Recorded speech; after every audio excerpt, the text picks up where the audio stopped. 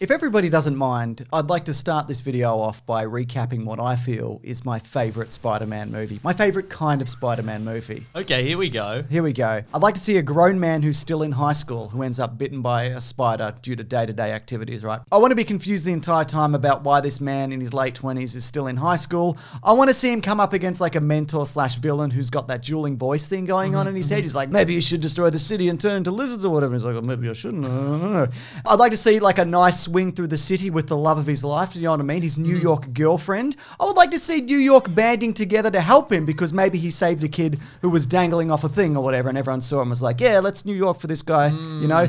I also want to see towards the end of the movie that he's not able to be with the woman that he loves because something about honor and the secret will get out and a promise, etc. And then if we could just wrap all of this up with a funeral, just terrific, you know what I mean? Just put a little bow on it. Put a little black, sad bow on it. You know what I mean? Are you talking about an episode of Paw Patrol? I think I don't have kids, but I'm pretty sure that's what you're talking about, an episode of Paw Patrol. No, actually, not. You're not talking about that. What you're saying, James, is that you're thinking of the bloody classic Raimi Spider-Man movies, and then what you're saying, James. Yeah. What you're saying, if I can reach into your mind, that you think the Amazing Spider-Man is just those movies again. Yeah, and I think, look, there are some things in this that do work, but I think maybe those things would have worked a lot better if we hadn't have seen all of this before, but in a slightly brighter looking film. It's an interesting package, isn't it? Because it is darker in a lot of situations. They're just doing Batman Begins. It's physically darker. Yeah, it's Batman Begins. Also, it's probably easier to cover like so-so visual effects if it's dark. Sure. But yeah, you're right. What seems to have happened is there seems to be some sort of like evolutionary shift in like the cinematic landscape where they're like, well, we can't have him fight in a fun Technicolor like pro wrestling circuit or whatever. We can only allude to that briefly. Very good. You know. Also, leave a like. I did a little intro when I really should have said, welcome to Caravan of Garbage, leave a like, etc. Oh, yes, sure. You know, all of those things. But you had to do your little bit first. I had to do a bit, a fun bit. Oh, sorry. In this one, obviously, you know, you're right. He has to be supported by the people of New York. But obviously, this movie is too cool for like a guy to be like, if you mess with one of us, you mess with all of us. New York, baby. Instead, we get a guy going, I was in the movie Soul Man. Don't look it up. Don't look it up. I've moved forward from then. Yeah. Just don't look at anything from that movie. Instead of a guy shouting, we've got a different guy being like, hey, we're all crane operators. Can you call some other crane operators? Yes. We got to arrange some cranes. Yeah. We need a scene that deals with the logistics of cranes because that's cool, I think. It is cool. Andrew Garfield as Spider-Man. Go on. Now, even though he was 28 at the time of this movie coming out, maybe it's the hair, maybe it's the youthful look in his face, but he does feel younger than Maguire, who was younger than him when his movie came out, his first one. I completely agree with you. He does have a certain youthful exuberance. The Spider-Man he presents here has got that persona that he's kind of funny and he's got japes and he's playing around, which I very much liked. Do you think we've been tricked by a long t-shirt with a short sleeve t-shirt over the top of that t-shirt? Maybe. We were tricked by that, but I tell you what brought it all back to reality is the point quite early in the movie where they all these adults, teenagers have to squeeze themselves into those traditional American desks with the little chairs attached. You just see all these fully grown people just cramming their way in like it's parent-teacher interview day kind of thing. But then I'm like, what are you going to do though? Do you do it Lord of the Rings style where you make everything else slightly bigger? But then you have to make the teacher bigger. That is true. You have to bring in Dave Bautista. Well, you'd have to, you'd cast big, wouldn't you? You'd cast very big. I mean, it does, a number of the tropes that, like, people don't like him for no reason, even though he's obviously very handsome. I have a note here that says, this handsome young man sucks. Remember when he saves that kid from the bully and that guy who's got nothing to do with it just kicks his camera? Yeah. Just kicks his camera on the way out. They've tried to toe the line, obviously. They're like, what's a cool modern kid, but he's also a nerd or whatever. He's got, like, he rides a skateboard and he's got a cool hoodie on. Probably got a hoodie on. Very cool. It's probably spray painting an insignia. Is that what they say? Yeah. But then he's also he's spray painting his insignia like one of those graffito gangs. You're absolutely right. But then also he's like they've got to show his scientific side. So obviously he's going to build a weird robot door lock on his you got to see a bit of that. On his room at home. Yeah. For jacking it purposes, probably. Why else would he need it? For the webs, Mason. But he'd already built it. So exactly. For the first What's thing. interesting also is when I look back at the Amazing Spider-Man movies and I think about how there's too much to them, I think I'm mostly thinking of the second one. But this one does also introduce this element from the comic books that is sometimes present, which is that his parents are absent because they're some sort of science spies of some sort. I think in the comic books they were SHIELD agents maybe at some point. Right. But in this they're mysteriously on the run. Do we know if they're definitively dead in this universe? Well, we'll talk about it more next week, but there are some deleted scenes which show that one of them maybe isn't. But that's more of an Amazing Spider-Man 2 situation. I also love how these movies ramp up in terms of like the mystery. And again, we will come back to this next week. It starts off in here where it's like, oh, secret little compartment in his briefcase. And the next movie, it's like, underground secret train racing out of the ground. You got to put special coins in it to be found in a calculator. We made special coins.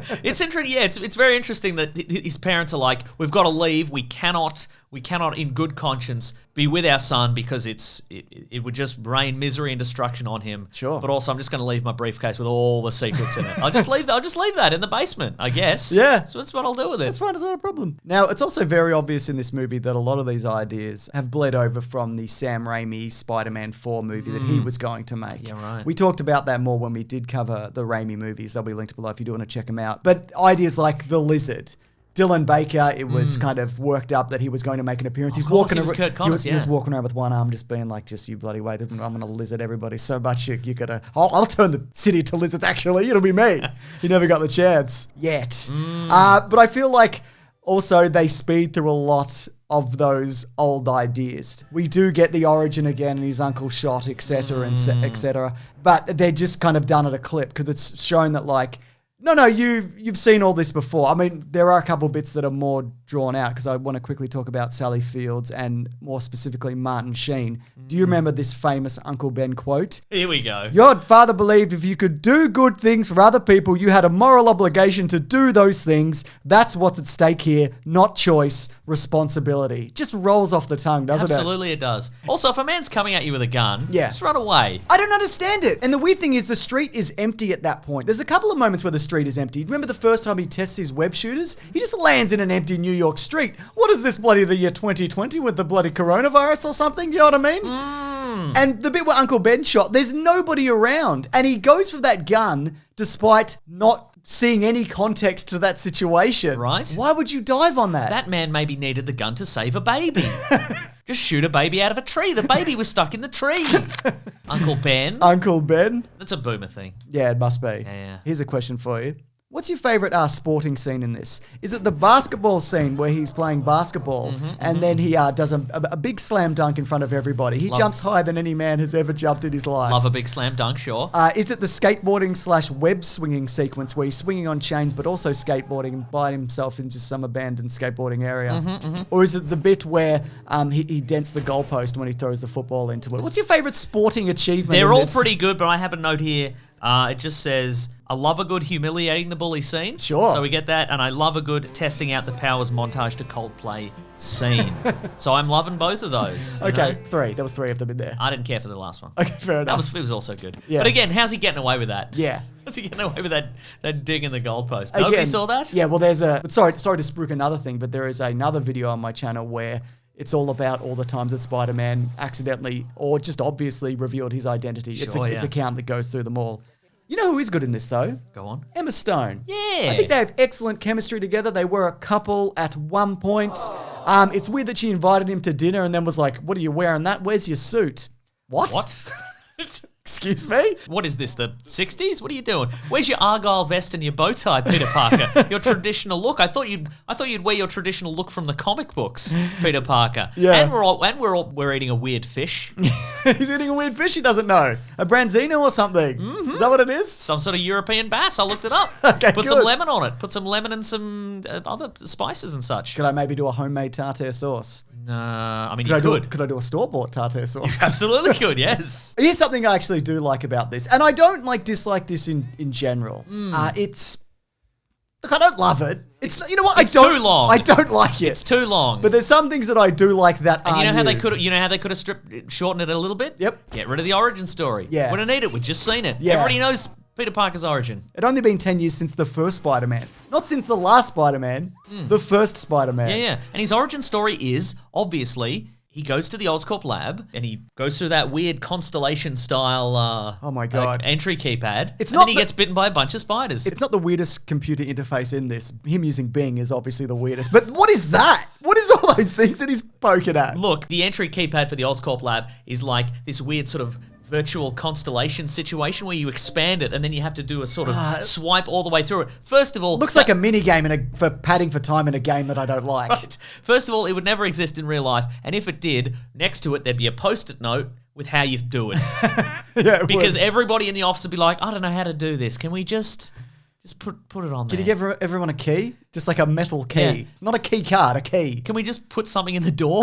Can we just put something in the corner of the door so it's always slightly ajar? Because I don't want to deal with this. Yeah, no, you're absolutely right. But I did want to mention, again, sorry, the thing that I did like was that he never gets his revenge on the guy who kills Uncle Ben. Yeah. Because he's distracted because the largest criminal demographic in New York City is men in their 30s with shoulder-length blonde hair and beanies. They're doing robberies, they're doing assaults, they're stealing cars and milk. They're probably in a Nickelback cover band. You better believe it. Yeah.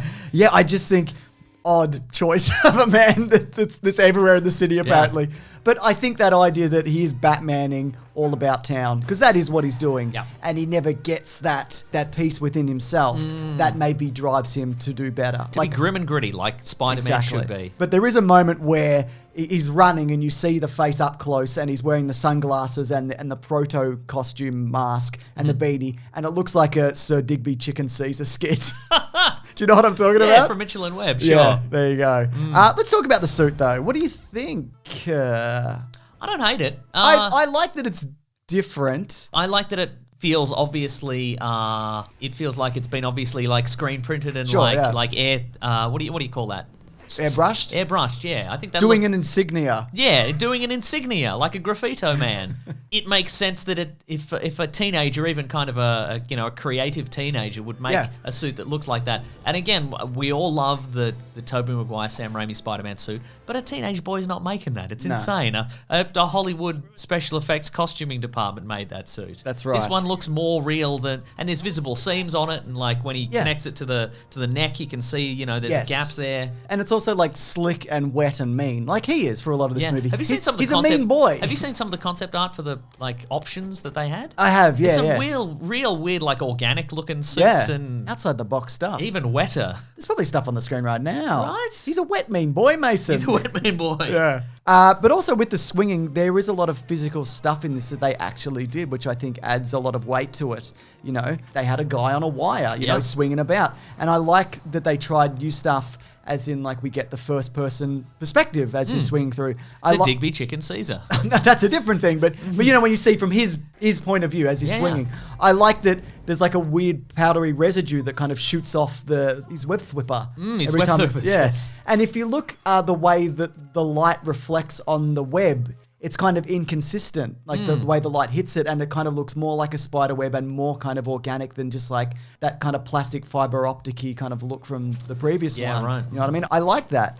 Here's something that I don't know that I do like. Are we talking about the design of the lizard?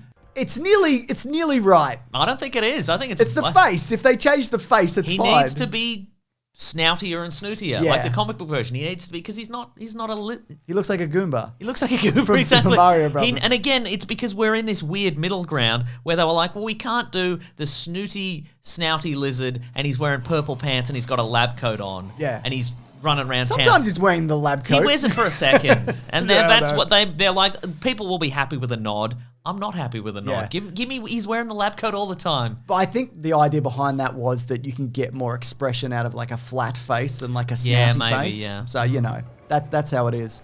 But, I like the idea of that character being able to like regenerate his limbs. He loses a limb, he grows it back. That fight in the school is very good. Stanley's like, I'm just putting some books away. Oh no, there's stuff going on. Or he doesn't even say on. He doesn't know stuff's going on, It's good. I'm really glad there's no stuff going on, he thinks to himself.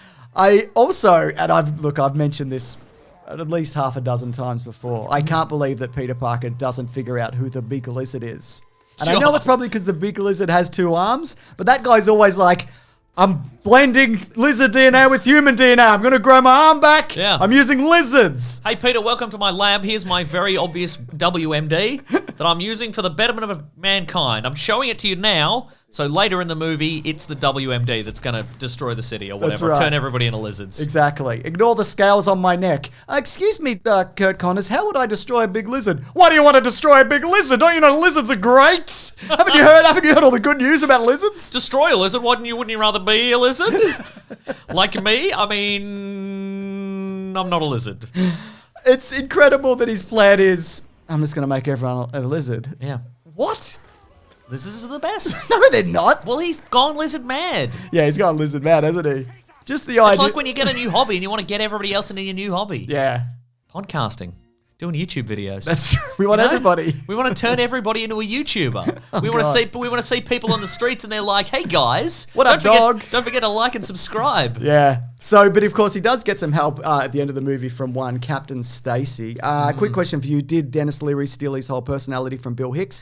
Yes, but a lot of people did. Yeah, a lot of people did. Whatever. Who's to say? It's neither here nor there. I was going to say I like his Captain Stacey though. I think he's just a mean man. It's a mean wet boy and a mean man. Just going at each other over a fish. Exactly. He's traditionally. I think he's younger than like how he's traditionally depicted. It's more the ultimate version. Yeah. There is a moment in there where he's describing Spider-Man and he says of Spider-Man, he's an anarchist, and I feel he really missed an opportunity to say he's an asshole. What an asshole!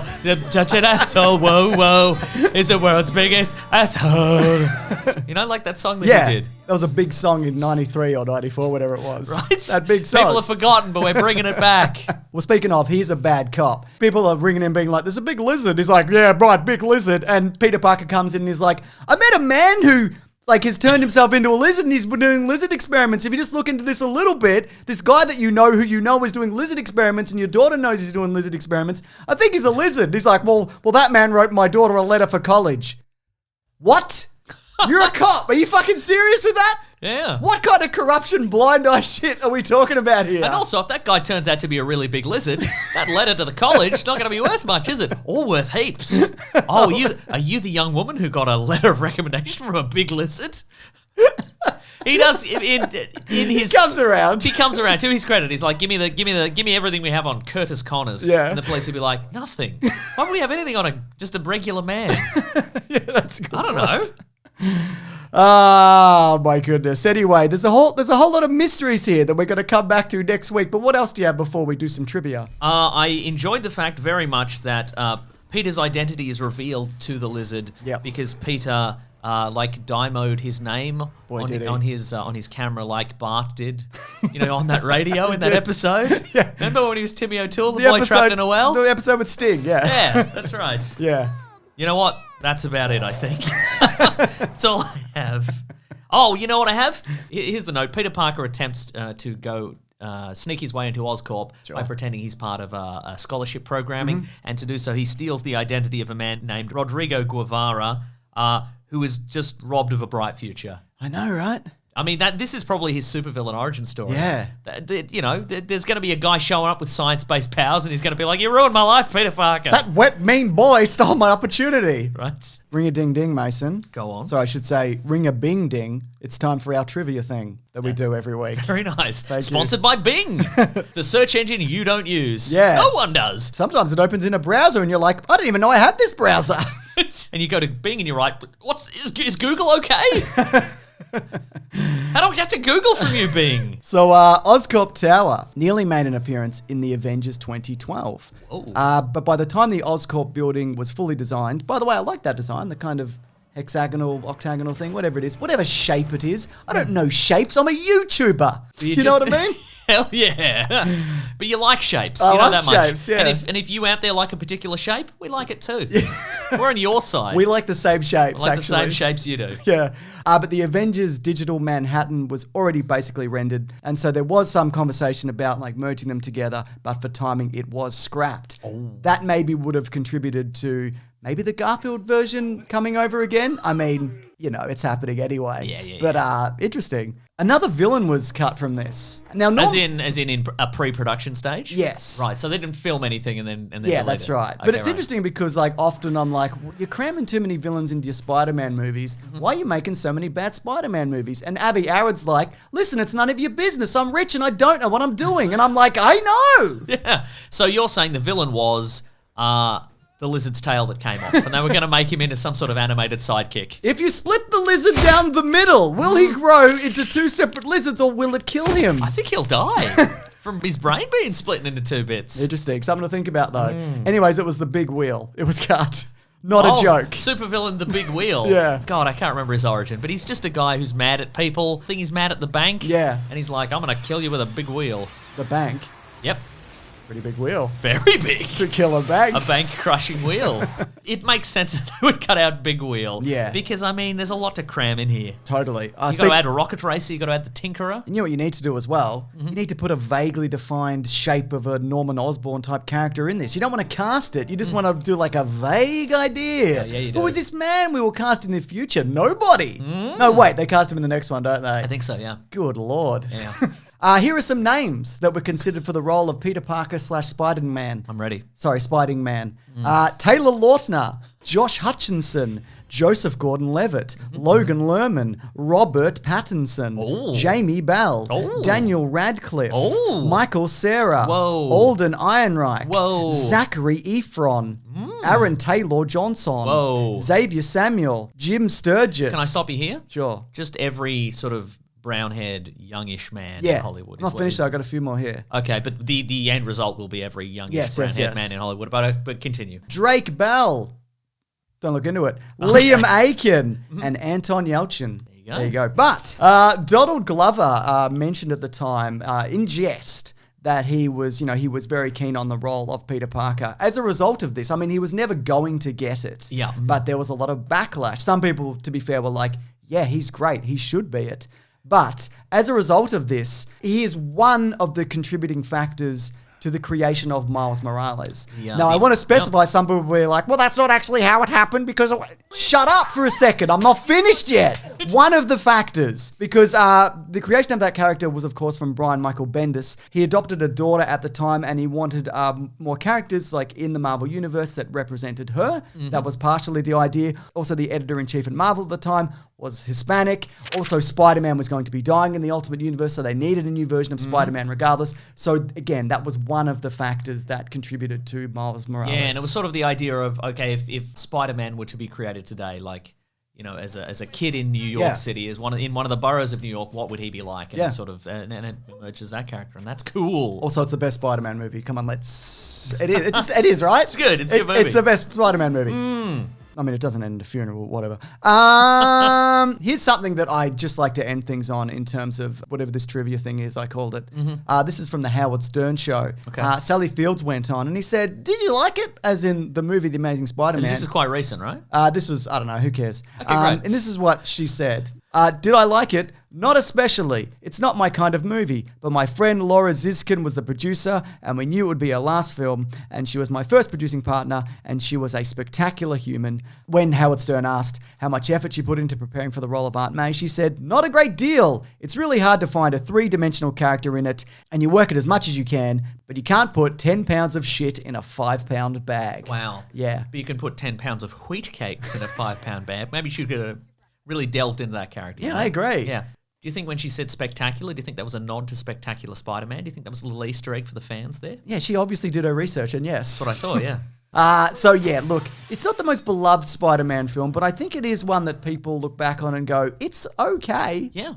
And I also think that Andrew Garfield is good. And we'll talk about it more next week when we cover the infinitely superior movie, The Amazing Spider-Man, second one. You meant to say the movie with an infinite number of plot threads that are left hanging by the end of the movie, yeah. So I misspoke then, yeah. Yeah. Anyway. God, there's a lot of stuff in that movie. I know, We'll get to it. Anyways, if you would like to see these videos early, and why wouldn't you? You can actually head over to our own private Patreon service. It's at bigsandwich.co. The videos go up there a full day early. That's right. Ben and Lawrence get the edit done and they go up there. In addition to that, there are movie commentaries. There are bonus podcasts. There are episodes of our podcast, The Weekly Planet, where we talk movies and comics and TV shows. Normally they come out Monday. There they come out ad-free the day before on Sunday. That's right. And if you've got any suggestions for Caravan of Garbage, or you'd like to leave a comment about what you think of this movie, please leave it below. What about Amazing Spider-Man 2? Yeah. So for next week, Right. please, if you could. Okay, cool. All right, I'm a Mr. Sunday Movies on Twitter. I'm at Wikipedia Brown on Twitter. See you guys next week for another movie review, hot stuff, content coming your way. Bada bing. Okay, yep, Yeah. great. Don't forget to like and subscribe. Grab that jammy, guys. We'll see you next week. Bada bing. Here we go. Like New York. No, I Like New understand. York. Yeah, yeah.